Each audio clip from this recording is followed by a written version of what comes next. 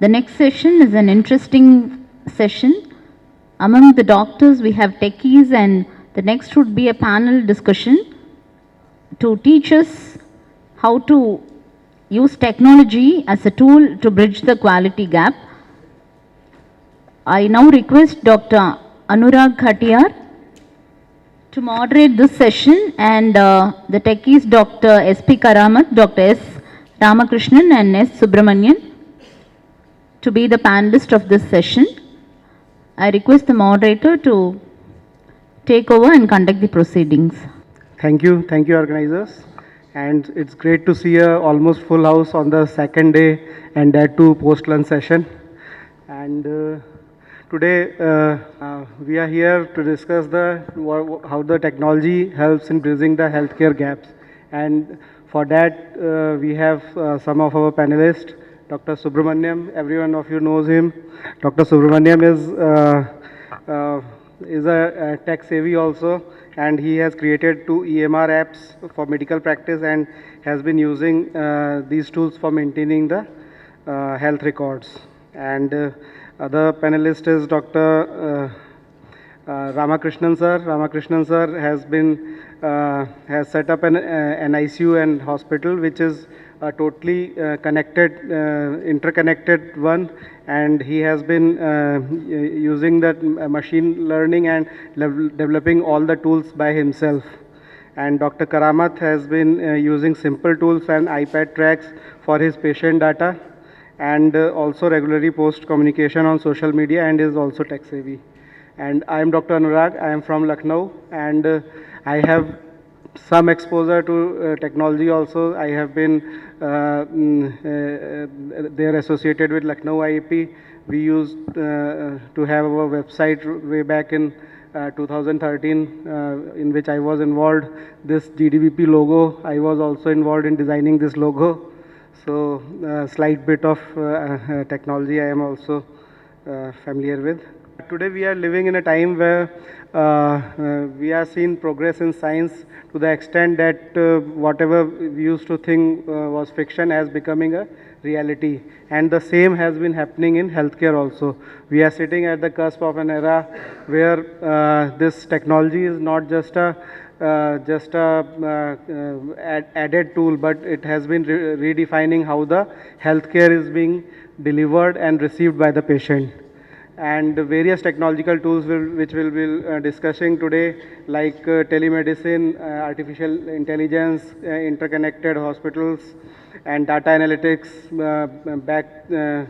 blockchain technology, and all these things are playing valuable role in bridging the quality gap. So, this is a vast topic, and a whole chapter of IAP has been dedicated to this. So, it is very difficult to cover all the topics in such a short span in one panel discussion. So, we will get a bird's eye view of what's happening in the technology front, especially related to the pediatrics. And we have planned our discussion in following categories. First, we will understand what are the disparities and challenges with the Indian healthcare, and then we will look into the broader aspect of the picture, that how the technology helps in policy making and decision making at the government level, how technology helps individual doctors practice, and what are the accompanying challenges associated with the use of technology. And finally, we will ask our panelists to have their personal experiences, what they are doing.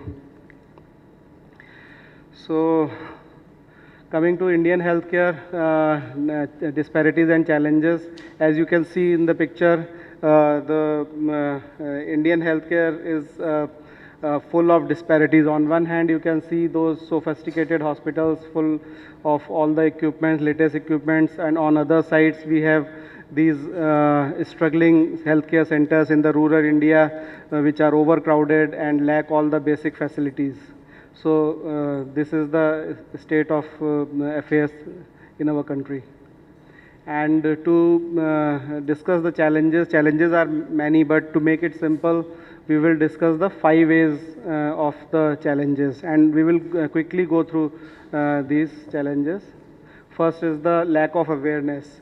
As you can see in the slide, the data has been across all age groups, right from the antenatal women to adolescent girls and the geriatric population. And you can clearly see that the knowledge about the prevailing health problems has been very limited among all these age groups amongst the Indians, even in the educated urban community also. One study is from urban areas of Haryana. And lack of access. You can see that only 1/3 of the patient, especially in the rural area, only 1/3 of the patient have indoor facility within 5 kilometers of their residence. And even where these facilities exist, the quality of the healthcare is not up to the mark. The basic infrastructure is not there. Beds are not there. Toilets are not there. 24-hour electricity is not there. This is apart from the shortage of trained medical persons. And even where all these things are available, there are many more barriers like social, cultural, and religious belief which prevent the individuals to go and use these healthcare facilities. Another is the problem is the absence of trained manpower. You can see the data suggests that there are only 20 healthcare workers, including 6 allopathic doctors per 10,000 population. And this is data of all over India. The situation is even worse in rural India, as there is inadequate distribution. Most of the experts or the specialists are working in the metropolitan cities because of the opportunities for their growth is more there, the quality of life is better. So everyone wants to settle in the big cities. Affordability is another factor. Contrary what we believe that Indian healthcare is one of the cheapest among the world, but still the data suggests that around 60 million individuals move to below poverty line due to expenses related to unforeseen illness. And this is mainly because most of the expenses in healthcare is out of pocket expenses. We generally don't plan for the illnesses, and the insurance coverage is also very minimal. And this is the data from the recent data from 22-23 financial year, that out of pocket expenses is still 50% despite the implementation of Jan Arogya Yojana all over the India. Despite that, almost 50% are not covered under the insurance scheme. And the government's health budget is also very minimal. It is around 2.1% of total GDP. So another biggest problem is the availability of reliable data. So as you can see in our previous slides also, whenever we want to explain our problems or we want to present them, we show the data, and that data is missing in our country. We don't have a big data on health. And mostly the data we gather here are the population-based surveys like we have shared in the previous slides. So there is an urgent need to adopt the IT intervention to gather these data. So now we will come to our discussion. So our first question is, what is the current status of and the progress on the health data collection and the adoption of electronic health records in India? Dr. Subramanian, your take on this. Thank you, sir.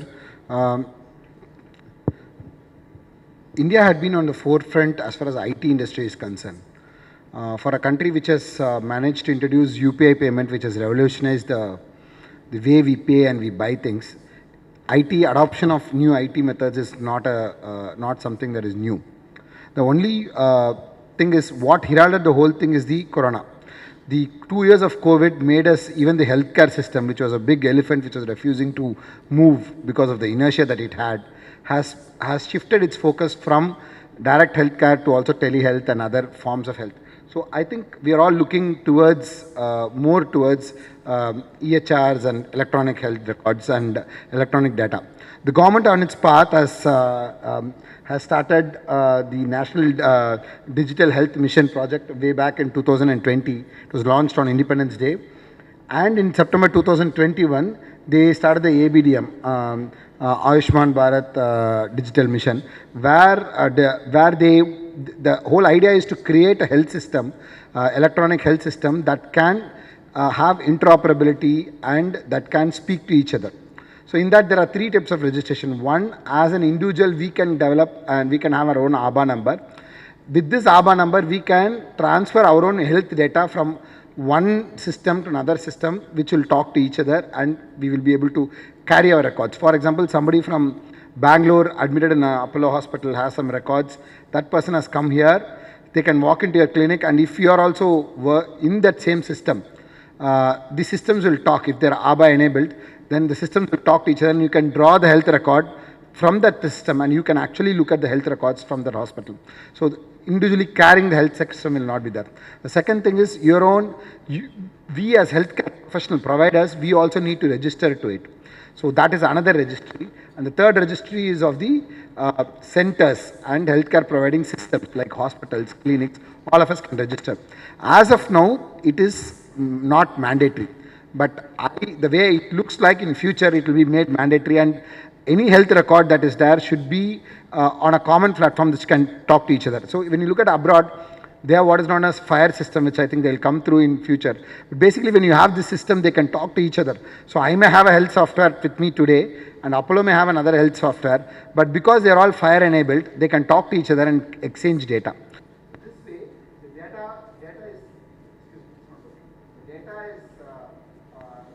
the the data is actually interoperable, and it's easily centrally managed by the government.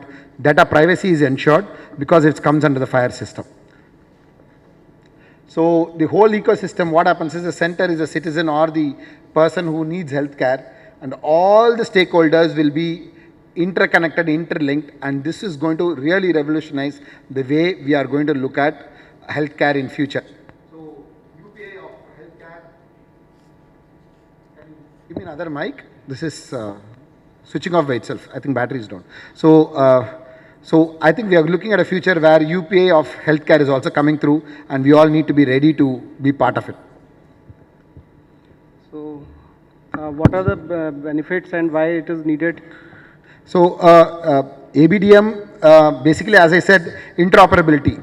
Even if you have two different systems which can speak to each other, all the problem that you state of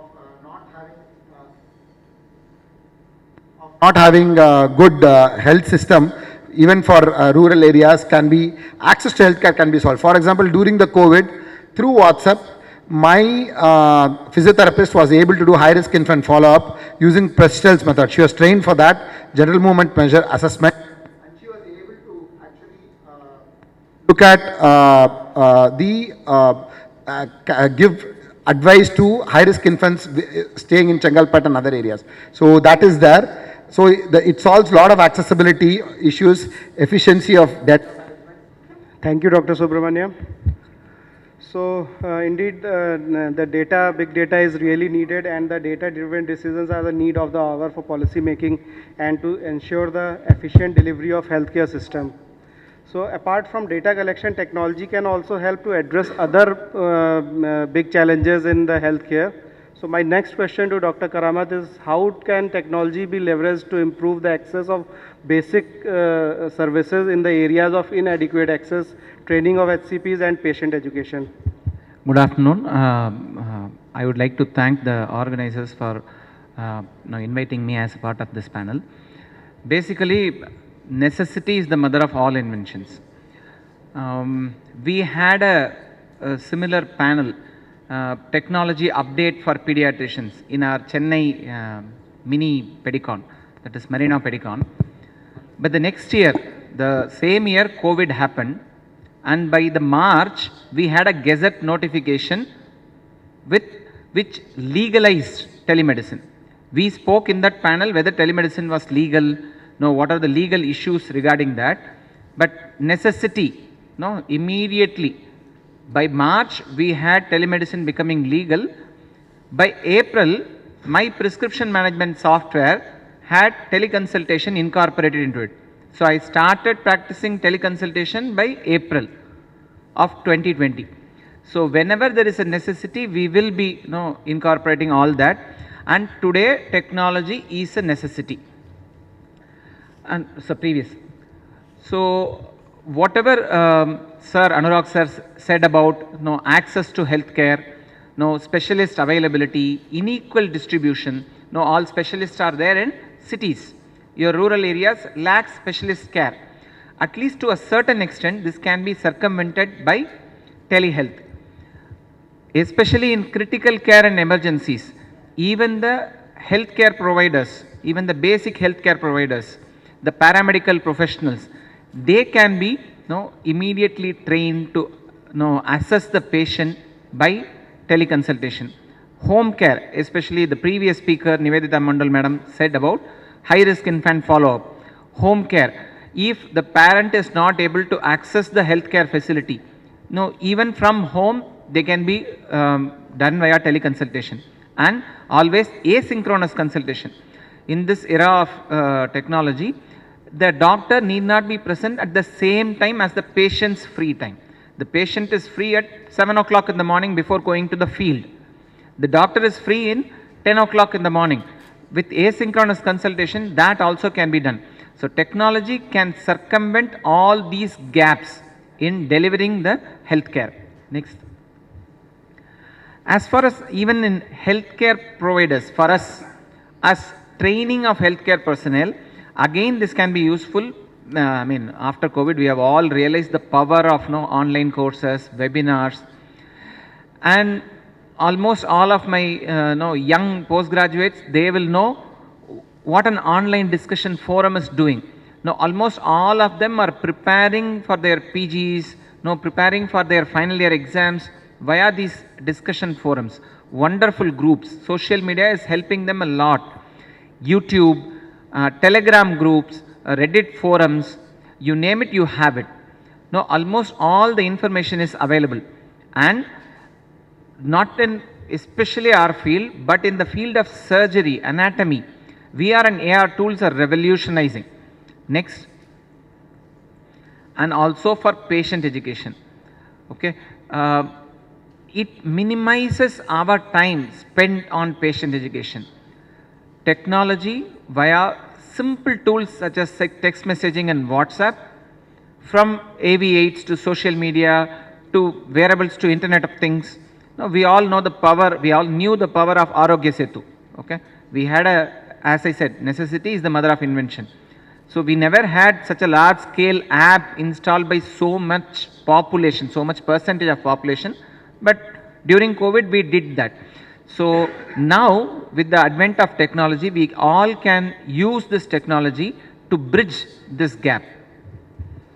Thank you, Dr. Karamath. So another big leap in the science today is the artificial intelligence. Everyone is talking about AI, and it has revolutionized many sectors, and healthcare is no exception. We have seen an example of AI in the form of Arogya Setu app, which we used during COVID period. How with the help of various inputs, it used to categorize the individuals into high risk and no risk for the COVID. So, Dr. Ramakrishnan sir, what are the possibilities and applications of AI in the field of healthcare? Your brief overview. Thank you. First of all, I would like to thank the organizing team for inviting me and all the audience for staying here on a Sunday afternoon. Thank you. Now, if you look at this picture, artificial intelligence is a big branch where you train a computer to act like a human brain. And within that artificial intelligence is machine learning, deep learning, and data science. All those, so this is a big branch. Next slide, please. So in pediatrics, artificial intelligence and machine learning is crept into in diagnosing post-traumatic stress disorders, pediatric cancer diagnosis. So the neural network type of algorithms, they identify cancers even before, when physicians can diagnose it, thus saving time and starting treatment earlier. Metabolic conditions, it's very difficult to accurately identify metabolic conditions, and if you feed these positive findings into the database, it will give us a diagnosis instantly. And eye disorders predicts myopic development prediction. All those prediction algorithm where a child can develop myopia at certain age and they need to be screened carefully. Behavioral disorders like ASD, ADHD, All those things currently are being detected well in advance by artificial intelligence systems.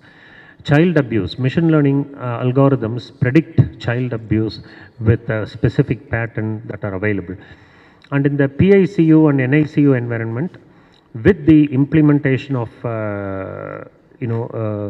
integrated networks and predictive algorithms, the mortality rate has come down significantly.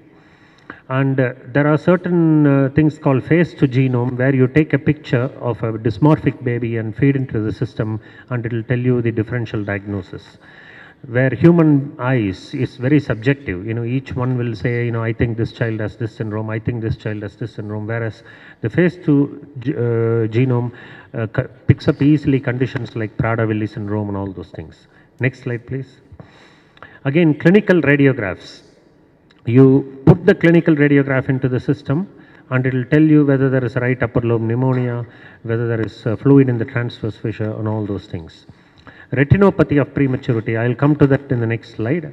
And predicting clinical deterioration. Say, you can, just like the weather report, it can tell that a well baby today may collapse in the next 48 hours due to severe sepsis. So that is the role of the artificial intelligence. Next slide, please.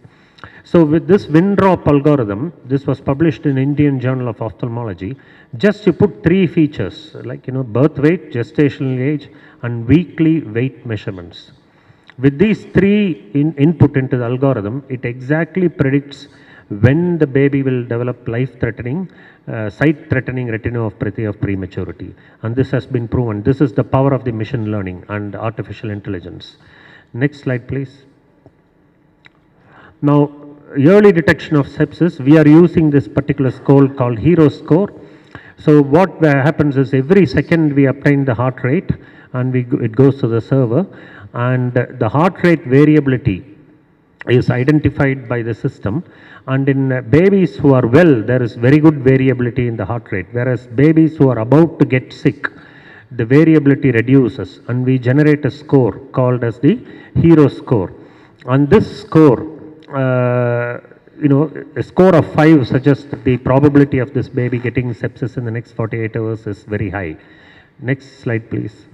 And this is just using a simple video camera, a very cheap video camera, and the baby is lying there. Next slide, please. And click it again, the video will play. So basically, this video camera detects the movement of the baby. Just press the space. Yeah. Yeah, play. There is a play icon there at the.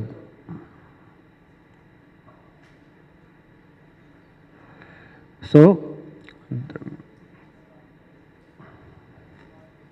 okay, don't worry. So basically, the movements of the babies are identified, and the machine learning algorithm actually calculates the angles, the adductor angle and all those angles automatically, and it tells you the diagnosis. Next slide, please. Yeah, it tells you, it helps in diagnosis of cerebral palsy, spinal muscular atrophy, trisomy 21. All those conditions are diagnosed by the computer. You don't need a clinician to diagnose all these things. So this is what is the current trend in the world. Next slide, please. So this was regarding the bigger picture of how technology can help in data collection and overall policy making and various changes in at the government level. Individually also, we have seen recently, and particularly after the COVID, we have been using these tools regularly in our individual practice and for the benefit of patients also. So my next question to Dr. Karamath is, how can technology tools and application assist doctors in their individual practice? Basically, as I said initially, we all have today at least a smartphone. That is a good enough tool for practice. So you can have a technology enabled practice with your mobile phone. You don't need a prescription management software or a EHR software to run your individual clinical practice. You probably have your phone, you already have WhatsApp. you already have an inbuilt camera in that. That is enough to have your device to run a electronic or a teleconsultation practice. The only problem might be accessing of that data. So that's where your proprietary prescription management softwares come into the picture. You all have variety of apps. Now I usually tell my postgraduates, don't remember the numbers. That day and age is gone. Now what is the 10th percentile of this? Why should you remember? You all have apps, very simple apps. There are very many. I have listed some of the more reliable ones. MD Calc is a very reliable app that shows almost scores, calculators for all the fields in the medical domain.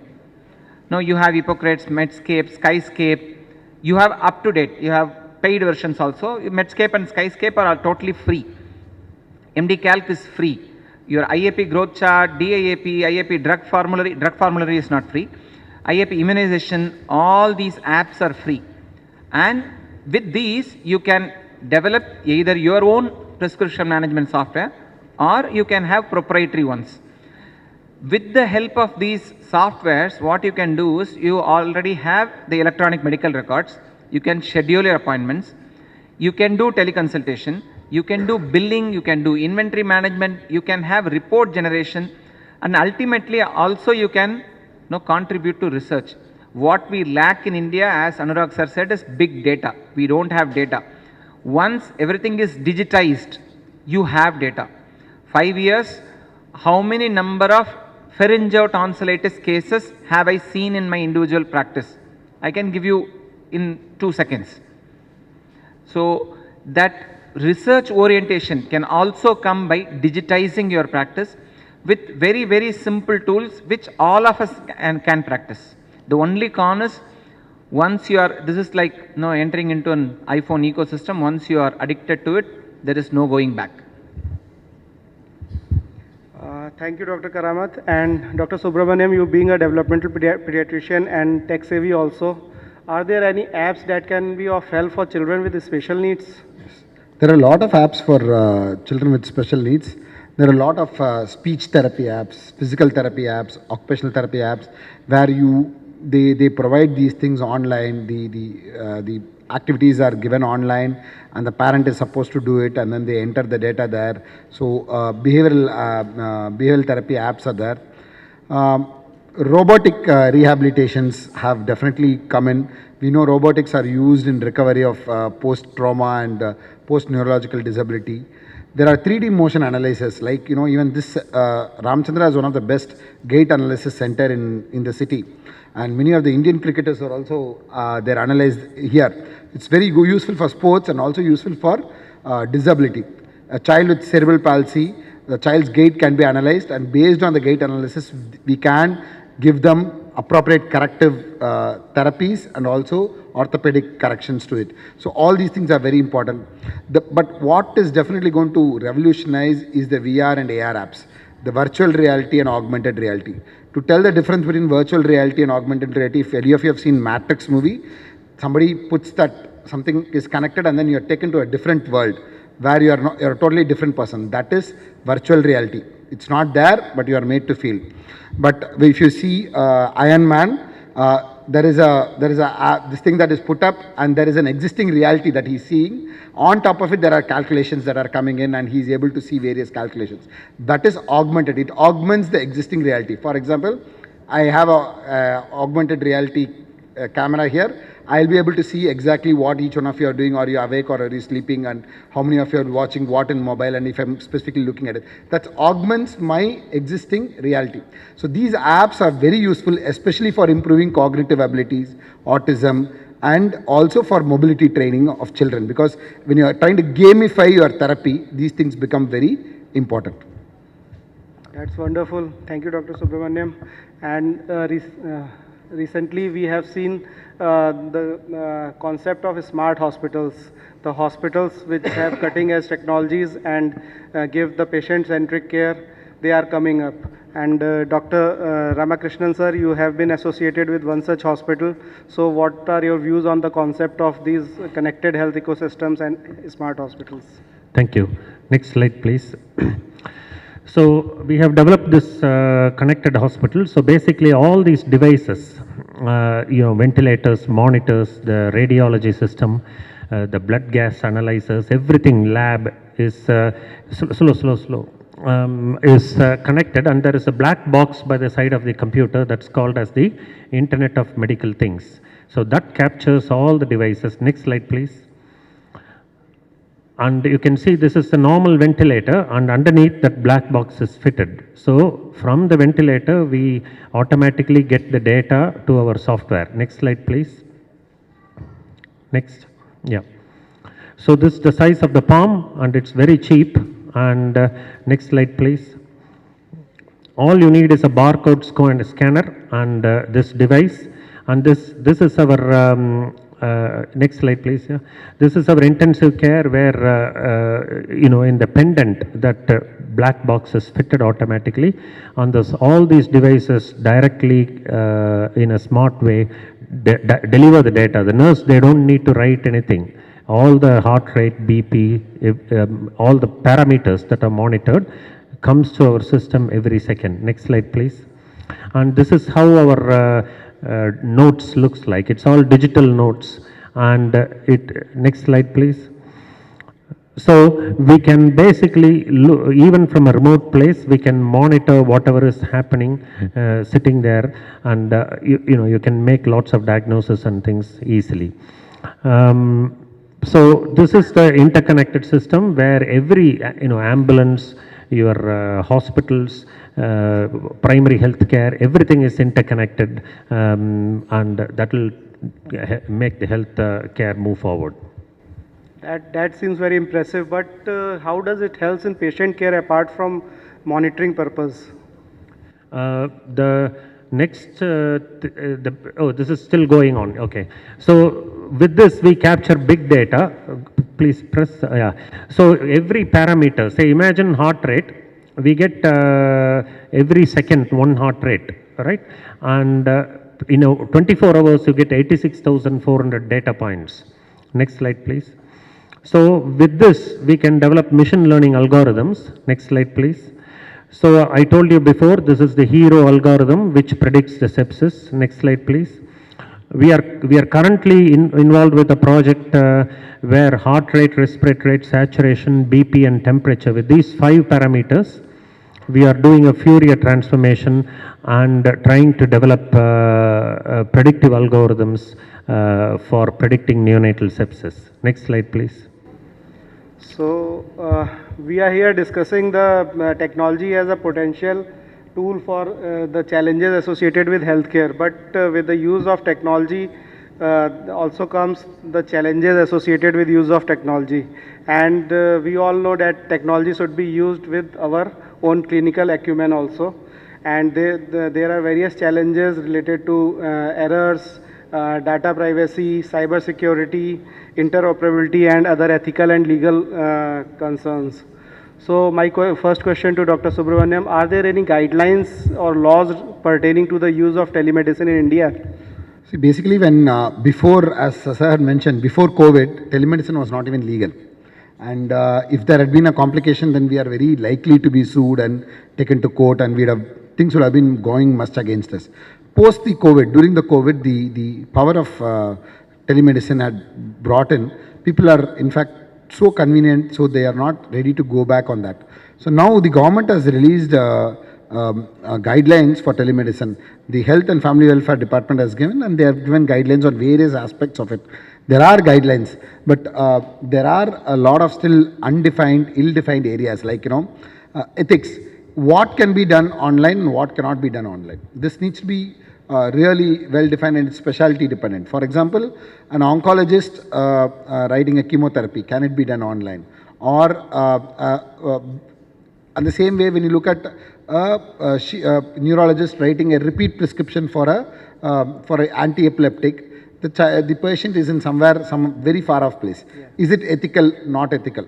these questions do arise, and there are issues there. But when you look at everything you do, there is advantages, disadvantages, and these questions will arise, and we need to solve them as we go on, rather than preventing us from going forward as far as telemedicine is concerned. I think the NMC also had certain guidelines regarding Yes, telemedicine correct. also. So all these guidelines are being formulated, but still I feel when I went through, there were a lot of lack of clarity and lack of, how are they going to monitor the whole process? Still, there is not much clarity about On this, that, and but we have it to is be- being evolved. See, any evolving system will look as though it is all in a mess, but once things settle down, we will be able to see it with more clarity. It's an evolving system, and I am expecting it to settle down in near future. Dr. Karamath, can you briefly comment on the ethical and legal issues regarding the health data privacy? Now, as Subbu sir said, it is an evolving system. What has happened is, previously we used to say, no, something is similar to gold, knowledge is gold. Today is data is gold. Data is money. Data is critical. So whatever data a company gets out of you, now out of the patients, that is going to be monetized. That is going to be definitely monetized. So especially in proprietary softwares, this question of data privacy arises, even though we have written agreements where confidentiality clause is included. But anonymous data is definitely shared, definitely sold. And there are ethical concerns regarding targeted ads. No, you see a patient with a software, the patient gets ads, no, specific to his needs. So where does this data has gone from? It is from your prescription management software only. So even illegal, no, specifically insurance frauds targeting via prescription management softwares. These are the issues which are arising today. Who has access to these data? How much a doctor can access? How much the government can access? How much the proprietary company can access? So these need to be defined.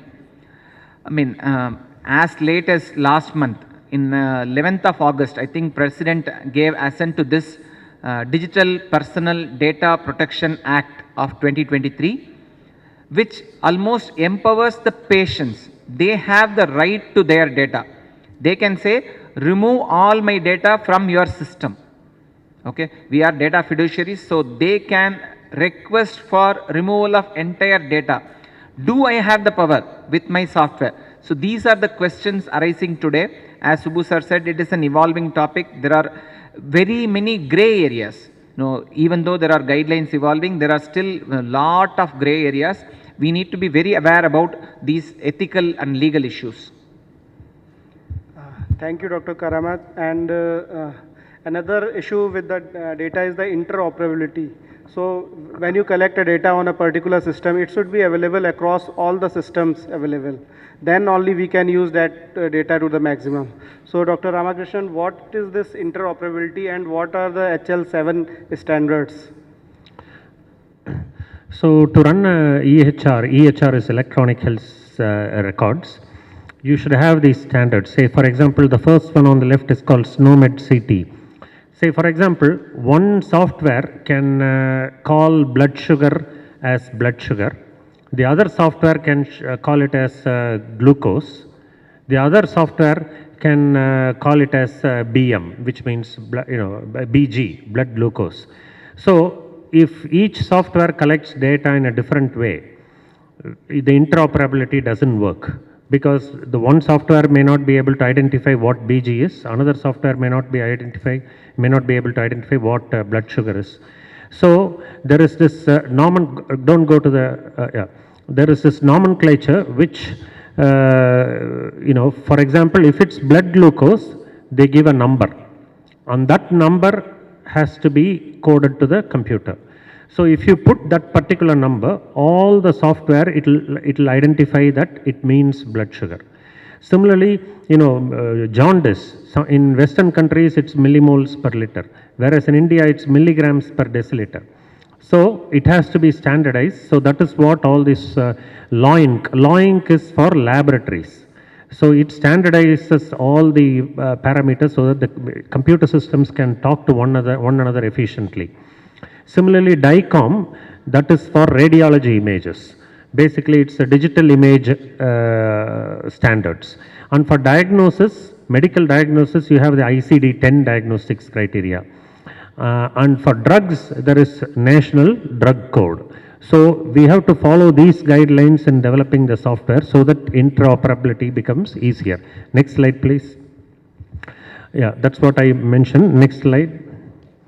So SNOMED CT is systematized nomenclature of medical clinical terms. Law Inc is logical observation identifiers, names and codes. This is for lab. And DICOM is digital imaging and communications in medicine. And Health HL7. So these are the international standards for exchange, integration, sharing and retrieval of information. Say a baby may be born in the United States, but if that child comes to India and if all the software throughout the world are following the same standard, we can easily see the health records from the United States in our computer system, and similarly vice versa. And this HL7, the latest one is called as the FHIR, F-H-I-R. It's called Fast Health Interoperability Resources. This is the most recent standard developed by HL7. This is very lightweight, which means it adapts to any software program, modern, and it's easier to implement and adapt, and uses RESTful API approach. Next slide, please.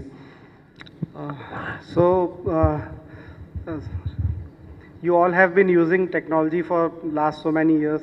So I just wanted a brief 2 lines from each of you about your personal experiences with the technology. Dr. Subramanian. So my experience with technology started way back in 15 years back when I started my practice. My handwriting is very bad. I have a lot of issues. I can't write properly. I have a issue with writing spellings. I can talk many languages, but I can't write spellings properly. My discussions used to go everywhere. So that gave me the necessity. That necessity made me make a software, and that software is now being used for various purpose. And I run a multidisciplinary clinic based on that software. Next slide, please.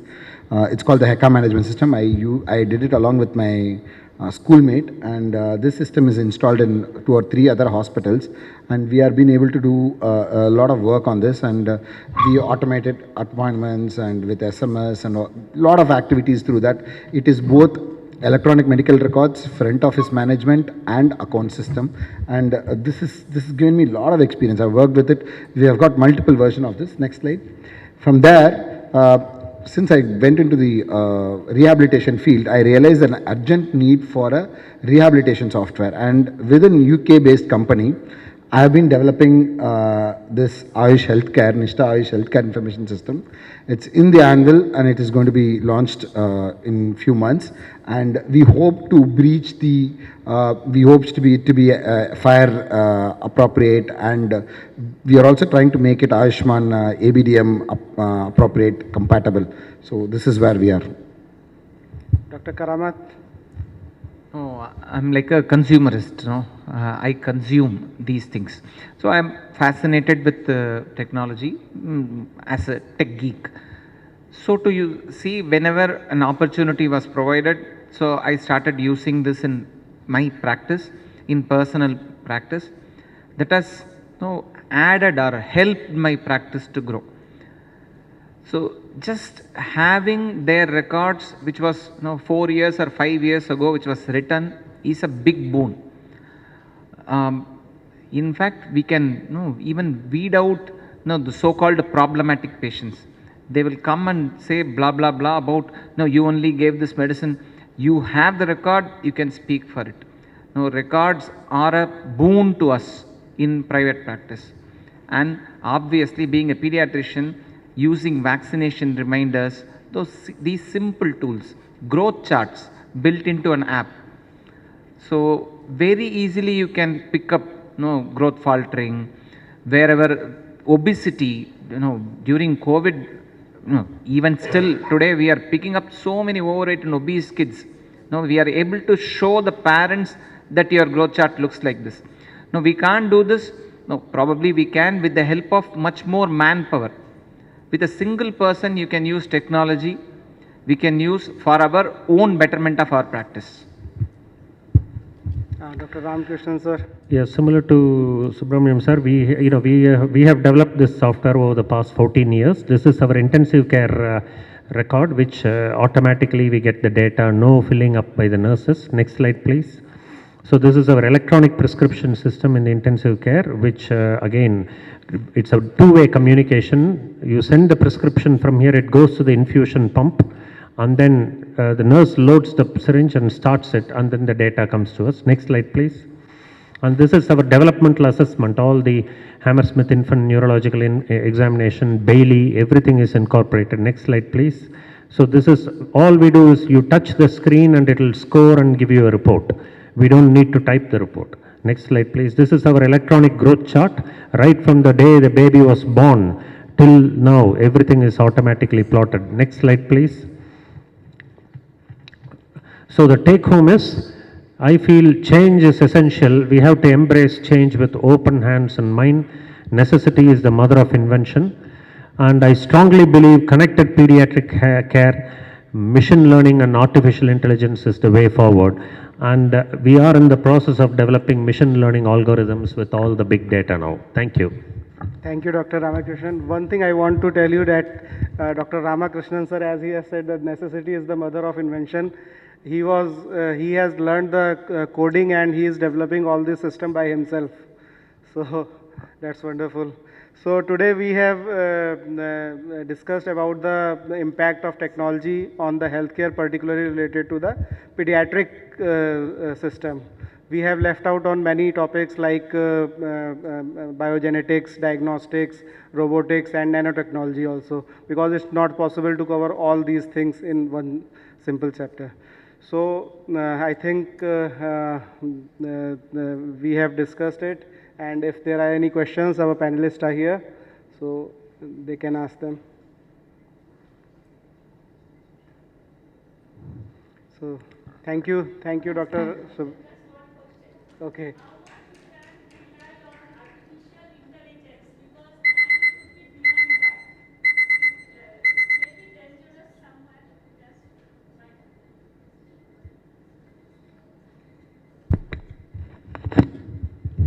Thank you, madam. That's a good question. Madam wanted to know how reliable is artificial intelligence is, and it can be dangerous.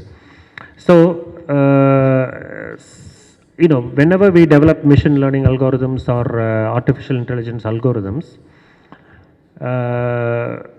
we are the field experts. Say, for example, if the machine learning engineer develops the algorithm, we being medical professionals, we assess whether the final outcome is correct. Say, for example, I am using a transcutaneous bilirubin, which will predict what the lab bilirubin is. Suppose if the transcutaneous bilirubin comes as 8, right, and if it predicts that the lab bilirubin will be 9, and if I do a lab test and if it's 9, then it's accurate. But if the lab bilirubin is coming as 15, then this machine learning algorithm is wrong. So we as clinicians, we have to test our own algorithms. We have to like a proper randomized studies before putting it into practice, number one. And similar to when we were all going in bullock cart, the bullock carts were going slow, they were safe. When the cars came, right, the people were scared and skeptical because cars were going at a faster speed, and if it meets with an accident, then lives may be lost. But now if you look back, the cars are with all the airbags and the seat belts, they are all proving to be more safer and safer.